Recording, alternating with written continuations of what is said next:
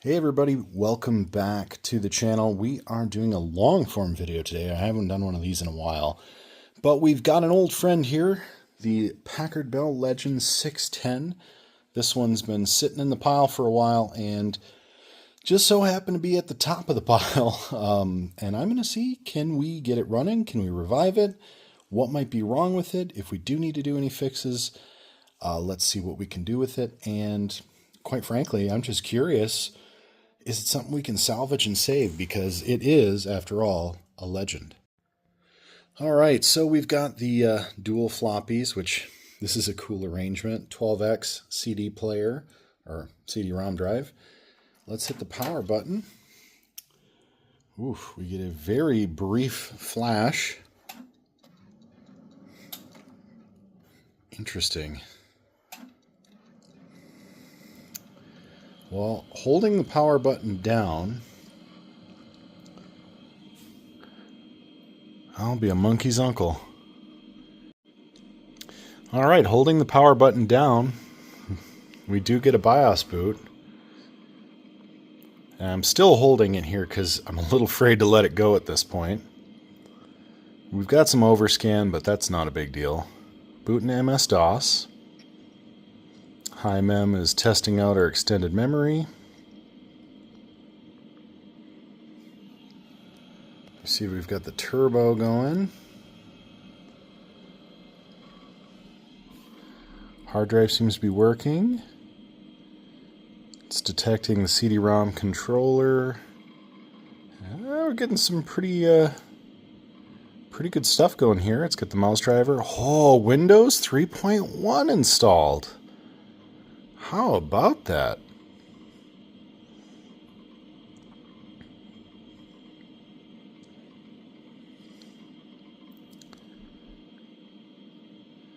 All right, so we got a group file error. So we get to Windows, but I've been having to hold this power button the whole time. So if I release it, we get an auto power quit. So we've got an issue with the power button here. It triggers the power supply, but it auto kills. Very exciting to see that this just easily boots right to 3.1. That's awesome. Seems to recognize the keyboard and mouse setup we've got going here. It's dirty, but that's okay. Not a big deal. Very excited to see that this thing works. Let's open it up and see if we can figure out what's going on with our power button here. Again, you can hear the click, and then it hits the power and then immediately kills. So we know it's got something to do with probably the actual mechanical feature of the power button. So let's open it up, see if we can't get things straightened out inside. So I will say this is a pretty neat setup here, this Packard Bell. It's got a pass-through power supply, which I think is pretty cool. I assume at one point this was to power the monitor that sat on top and left the big circle. Power supply seems to be in good shape. It wasn't making any noise. It was actually pretty quiet. It's got what appears to be a built-in modem. So that's pretty interesting. And we do have a premium sound card in here. So interested to see what this looks like on the inside. Again, I'm pretty sure I did a case dive on this a long time ago now. But to be honest with you, I don't really remember much of this system. And it's even got the Packard Bell QA sticker on the side here, and it's in pretty good shape. So I don't think anybody's been in this too many times. So let's go ahead. Let's pull this top case off. Take a look inside. I assume this is going to need a pretty good cleaning. I know for sure the top case does, and we'll do all that. But first and foremost, I want to see, what does this look like on the inside?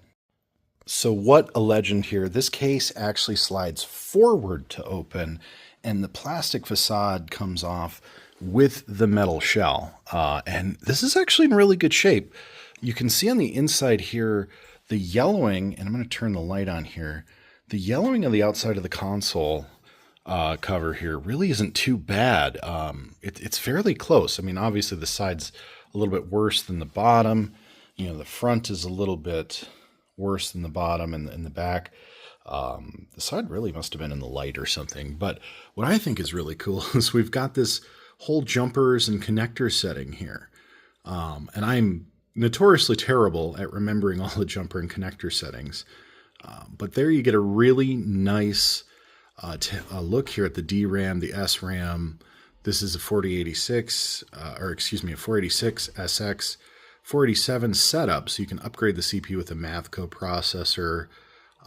It's got ISA connectors, it looks like. So let's take a look at the interior here and get a nice look at this.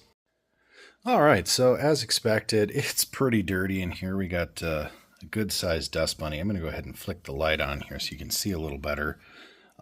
Good-sized dust bunny. Here's our power supply switch apparatus that we'll need to take a look at. Seems to lock okay from in here, so I'm wondering if maybe the button's just a little touchy, but we'll get a look at that. Here is our standard 3 1/4 inch floppy, our big old floppy, which I'm guessing is going to need a good thorough cleaning. Looking at the capacitors that are visible here, it looks okay. I don't see any bulges, so that's nice. CMOS battery there actually looks to be in good shape, at least from right here.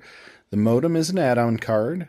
We've got the old school power supply as expected.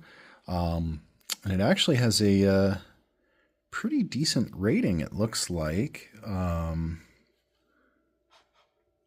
For the era, well, I guess I don't see a wattage rating, but it looks to be in good shape. Definitely needs a good cleaning. So we've got a Rockwell modem here. Interesting. We've got the riser card, typical of the era. Our onboard, or excuse me, our add-on soundboard. I'm actually not sure if I know this on ESS audio drive. Might have to look that up. I'm not super familiar with that. It's an 1853, 55, 57, 59 revision, looks like.